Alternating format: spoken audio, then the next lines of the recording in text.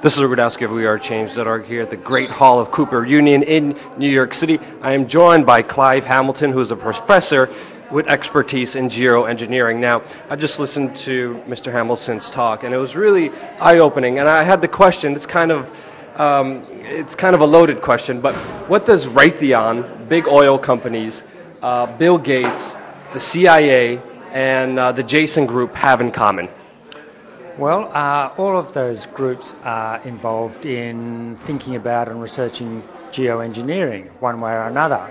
So Bill Gates, for example, is investing in a number of geoengineering companies and projects. He's backing scientists doing that kind of work. The security state is taking a close interest in it.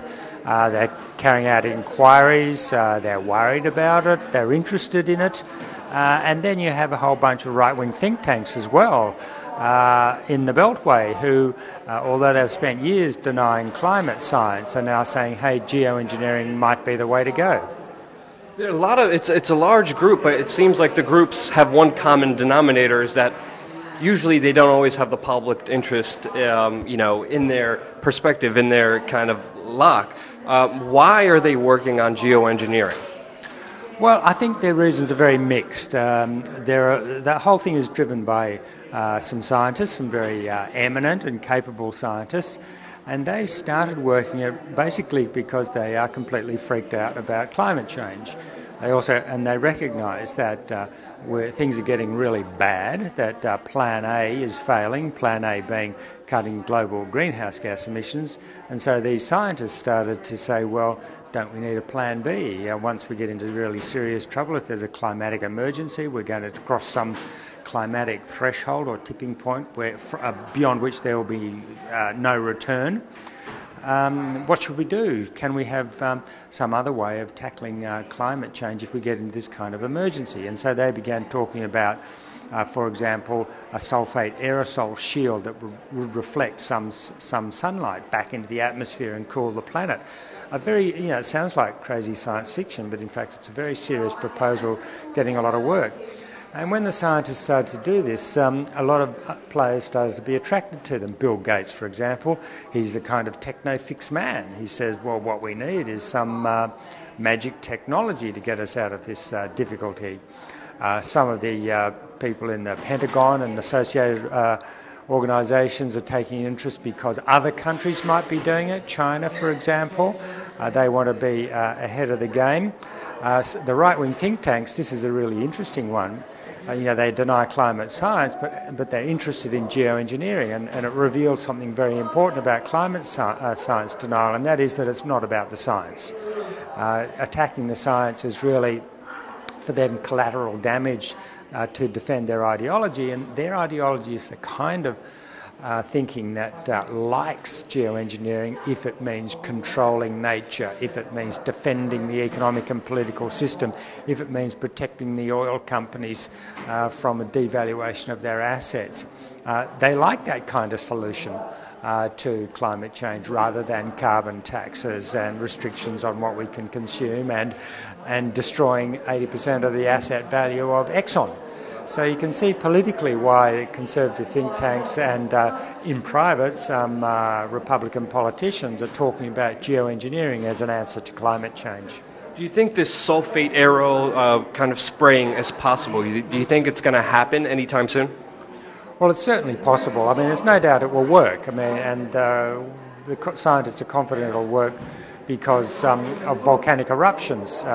Large volcanic eruptions spew huge amounts of sulfate particles and ash and so on into the atmosphere, and it's been known that these big eruptions do actually cool the Earth. The global climate is transformed because all of this stuff in the upper atmosphere reduces the amount of heat reaching the Earth from the sun for 2, 3, 4 years. So sulfate aerosol spraying would mimic the effects of large volcanic eruptions. It can definitely work.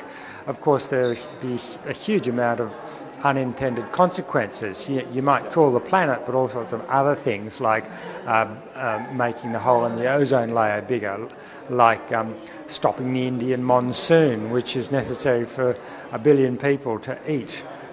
These are the kind of consequences that may also happen. So yes, it can definitely cool the planet, but it's an enormously risky thing, and if we ever get to that point of actually doing it, then we really are in deep, deep shit. And the question is whether doing that will get us in deeper shit, particularly if one nation does it and other nations, maybe with nuclear weapons, disagree. So the consequences of it could be monumental, and yet we could find ourselves in 20 or 30 years' time crossing climatic tipping points, temperature soaring, dramatic changes in the world's weather, millions of people dying, and people will come along and say, look, this is catastrophic. The only way to stop it is by spraying sulfate aerosols into the atmosphere.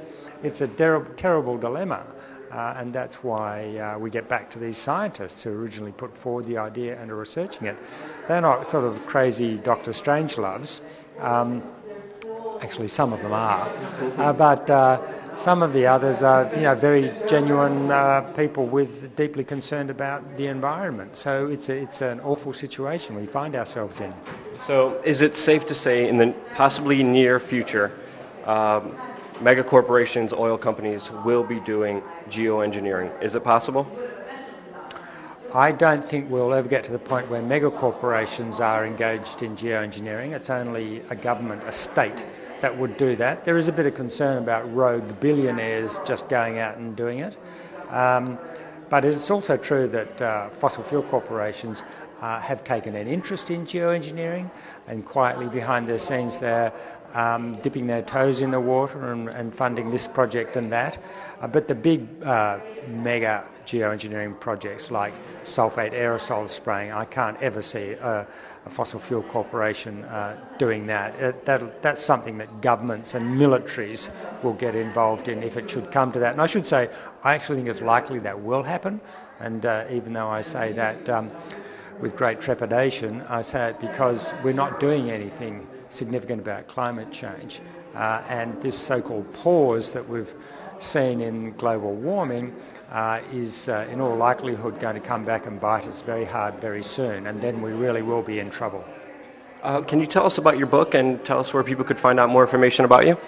The book is called Earth Masters, The Dawn of the Age of Climate Engineering, published last year by Yale University Press, and you can buy it in any good bookshop, or if you're desperate, I'm sure you can buy it on Amazon as well. And it'll tell you everything you need to know, including the science, the politics, and the ethics of geoengineering.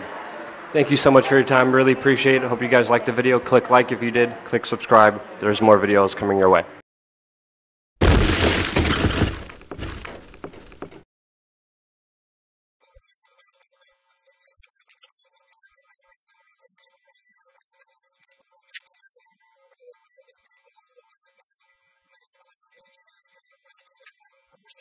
And get the remainder of those. You were willing to talk to me before I brought up Bilderberg. It's a very serious concern. We just asked for a conversation and a dialogue. I'm sure you could explain yourself and to our audience.